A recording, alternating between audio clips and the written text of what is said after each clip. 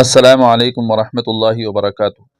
جی ہاں ناظرین کرام، آپ کو بتا دیں کہ پیر والے دن پارلیمنٹ میں وقف ترمیمی بل کو پیش کیا جا رہا ہے۔ ناظرین کرام، وقف ترمیمی بل 2024 کے لیے بنائی گئی مشترکہ پارلیمانی کمیٹی کے چیئرمین جگدمبکا پال بجٹ اجلاس کے دوران پیر یعنی 3 فروری 2025 کو لوک سبھا میں رپورٹ پیش کرنے والے ہیں۔ وقف ترمیمی بل کے لیے تشکیل دی گئی جے پی سی نے گزشتہ جمعرات یعنی 30 جنوری 2025 کو لوک سبھا کے اسپیکر اوم برلا کو اپنی مسودہ رپورٹ پیش کر دی ہے۔ اس وقت حکمراں جماعت کے ارکان وہاں موجود تھے، لیکن اپوزیشن کا کوئی رکن پارلیمنٹ نظر نہیں آیا۔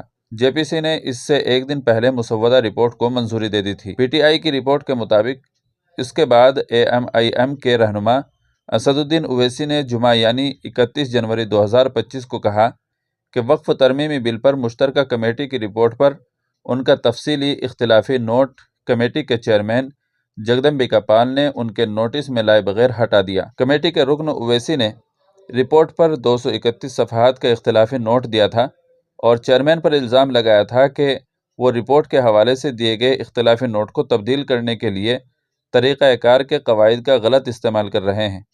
اویسی نے ایکس پر لکھا، میں نے وقف ترمیمی بل کے خلاف مشترکہ کمیٹی کو ایک تفصیلی اختلافی نوٹ پیش کیا تھا۔ یہ چونکا دینے والی بات ہے کہ میرے نوٹوں کے کچھ حصے میرے علم کے بغیر ایڈٹ کر دیے گئے۔ حذف شدہ حصے متنازع نہیں تھے، ان میں صرف حقائق بیان کیے گئے تھے۔ انہوں نے کہا ہے کہ کمیٹی کے چیئرمین جگدمبکا پال جو رپورٹ چاہتے تھے وہ تیار کی گئی تھی، لیکن اپوزیشن کی آواز کو کیوں دبایا گیا؟ اویسی نے کہا ہے کہ چونکہ انہوں نے میری رپورٹ کو تبدیل کرنے کے لیے ایک اصول کا غلط استعمال کیا ہے، اس لیے میں جلد ہی عوام کو پڑھنے کے لیے اپنا مکمل اختلافی نوٹ جاری کروں گا۔ وقف ترمیمی بل پر پارلیمنٹ کی مشترکہ کمیٹی نے مسودہ بل کی رپورٹ کو 15 سے 11 کی اکثریت سے منظور کر لیا۔